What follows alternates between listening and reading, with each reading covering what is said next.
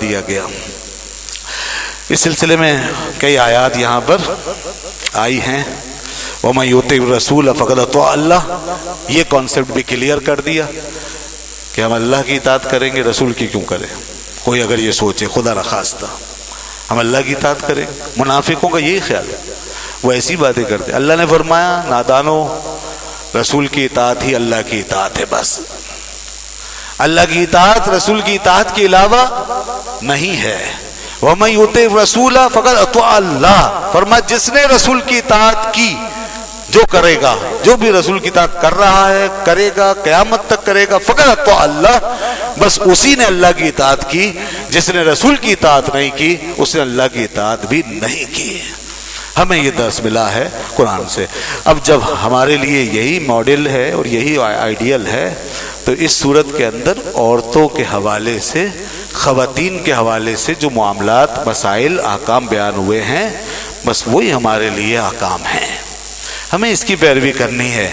آج کل جو حقوق نسواں اور عورتوں کی آزادی اور عورتوں کے بارے میں جو بحث و تمیز ہوتی ہے، اس طرف نہ جائیں۔ بہت لوگ آج نکل آئے ہیں، کیا کیا وہ لیکچر دیتے رہتے ہیں، کیسی کیسی باتیں ہو رہی ہیں۔ ابھی پچھلے دنوں حقوق نسواں کے حوالے سے بڑی بحث ہوئی ہے، اور جب بھی کوئی ایسا مسئلہ چھڑتا ہے اور ہم اللہ کا حکم بیان کرنے جاتے ہیں یا اسلام کی کسی موضوع پر بات ہوتی ہے تو وہ بہت سارے نکل آتے ہیں، اور پھر وہ ایسٹ اور ویسٹ کے چکر میں ڈالنا شروع کر دیتے ہیں۔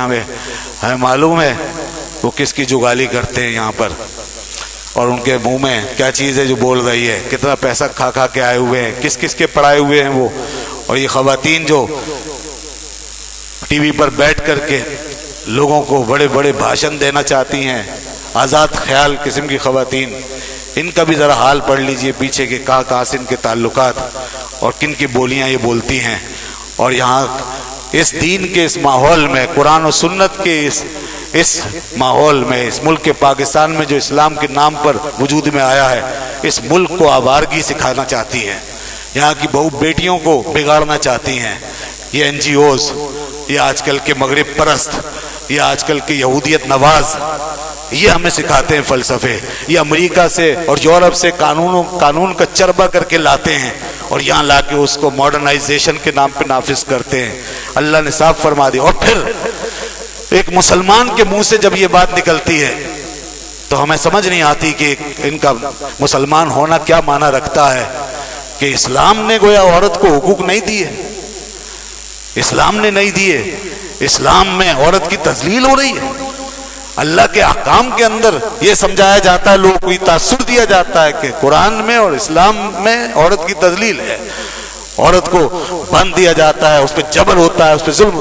یہ ایک مسلمان ہو کر کے کوئی ایسی بات سوچ سکتا ہے جو یہ سمجھے کہ اللہ کے قانون میں کسی کا حق نہیں دیا گیا، وہ دار اسلام سے خارج ہو جاتا ہے۔ اللہ کے قانون پہ اعتراض نہیں ہو سکتا۔ اللہ کا قانون تو ایک چیوٹی کا بھی حق بیان کرتا ہے، ایک چھوٹی سی چڑیا کا بھی حق بتاتا ہے، اس پہ بھی ظلم و زیادتی کی اجازت نہیں دیتا۔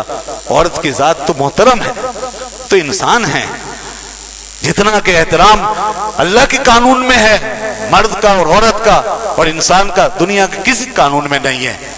اگر مذہب کو بمقابلہ مذہب رکھ کے دیکھا جائے تو اسلام جیسا کوئی مذہب نہیں۔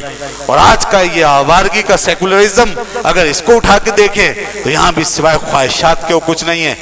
یہ کچھ لوگوں کی جنونیت ہے، کچھ لوگوں کی حیوانیت، بڑی طاقتوں کی حیوانیت ہے، جنہوں نے آج آزادی کے نام پہ سب سے بڑی غلامی کا دور جو ہے وہ مسلط کر رکھا ہے، اور عزت کے نام پہ ذلت کا طوق پہنا رکھا ہے، جنہوں نے نعرے دیے ہیں بڑے خوشنما، مگر اس کے پیچھے حقائق ہیں بہت خوفناک۔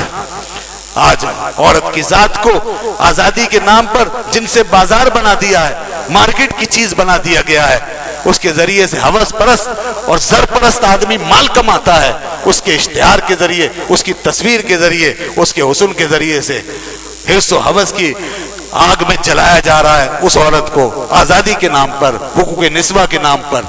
آج اس عورت کو مغربی معاشرے میں آج اس طرح تنہا کر دیا گیا ہے کہ اس کا کوئی والی وارث نہیں ہے، اور وہ اس کے ساتھ جو ماں کا کردار، بہن کا کردار اور عزت دارانہ طریقے سے بیوی بہو بیٹی کا جو کردار تھا وہ سب چھین لیا. ساری چادریں اس کے سر سے اتار لی گئی ہیں، اس کو بازاروں کے حوالے کر دیا گیا ہے اور مردوں کی سفاکیت کا نشانہ بنا دیا گیا ہے. کہاں ہے تصور؟ یہ جو اسلام نے دیا ہے دنیا میں کہیں نہیں مل سکتا. اللہ نے کتنی بڑی بات کی ہے.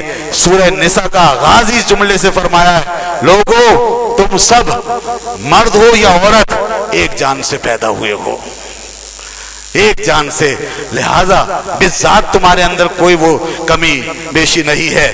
ذات کے اعتبار سے سب برابر ہو.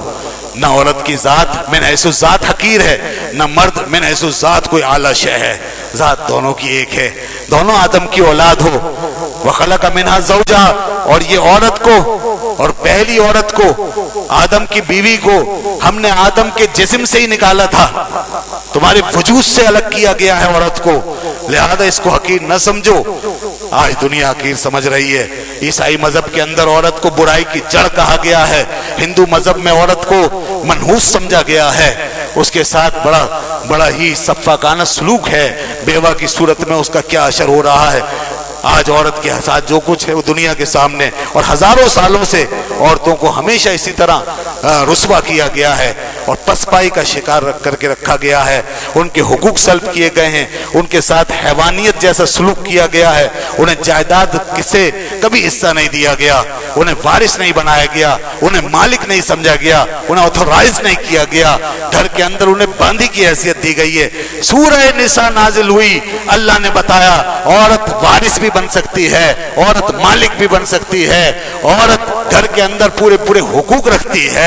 عورت ایک عزت دارانہ مقام کی مستحق ہے، اسے وہ مقام دو. عورت سے نکاح کرو تو پورے عزت اور احترام کے ساتھ کرو. اللہ فرماتا ہے تم نے ان سے پختہ عہد لیا ہے، اس کا لحاظ رکھو، اور جو کچھ طے کیا ہے وہ اس کو دو، اس میں ڈنڈی نہیں مار سکتے. یہاں پر اس بات کے بعد پھر اللہ نے وہ احکام بیان کرنا شروع کر دیے. فرمایا خبردار ان یتیم بچیوں کا مال نہ کھانا، عورتوں کا مہر مت کھا جانا. وَآتُوا النِّسَاءَ صَدُقَاتِهِنَّ نِحْلًا، ان کا مہر جو طے ہوا ہے وہ بھی پورا ان کو دو، اور خوش دلی سے دو. اس میں نہ تم ڈنڈی مارو نہ اس کو بے دلی سے ادا کرو، خوش دلی سے دو، وہ ان کا حق ہے. فَإِن تِبْنَ لَكُمْ عَنْ شَيْءٍ مِّنْهُ نَفْسًا فَكُلُوهُ هَنِيئًا مَرِيئًا، ہاں اگر وہ اپنی مرضی سے تمہیں معاف کر دیں تو پھر تم مل جل کے کھاؤ، پھر کوئی اعتراض نہیں. اگر وہ معاف کر دیں، اگر معاف نہ کریں تو دینا پڑے گا. اور مجبوری میں جو معاف کرا لیتے ہیں شادی کے پہلے دن، غلط ہے یہ طریقہ. وہ جو پہلے دن معاف کرا لیا جاتا ہے اور وہ بھی مجبوری میں معاف کر دیتی ہیں، یہ معافی یہ کوئی معافی نہیں ہے، یہ معافی کوئی معتبر نہیں ہے. بعد میں پوچھا جائے گا کہ واقعی معاف کیا ہے یا نہیں کیا. تو اگر معاف واقعی کر دیا ہے تو الگ بات ہے، ورنہ عورت کا مہر جو طے ہوا ہے وہ پورا اس کو دیا جائے گا. یہاں پر اس حوالے سے صاف فرما دیا. اور پھر یہ آیت دنیا کو یہ بتا دیا گیا اور تمام پوری دنیا کے کانوں میں یہ پیغام ڈال دیا اسلام نے، للرجال نصیب مما اکتسبوا وللنساء نصیب مما اکتسبن. مردوں کے لیے وہ حصہ ان کا اپنا جو انہوں نے کمایا ہے وہ ان کا ہے، اور عورتوں نے جو کمایا اور حاصل کیا وہ ان کا ہے. آدمی کو اس بات کا بھی اختیار نہیں ہے کہ وہ عورت کی کمائی پر ہاتھ ڈالے اور اس پہ قبضہ کر لے. عورت کو جو ملا ہے وہ اس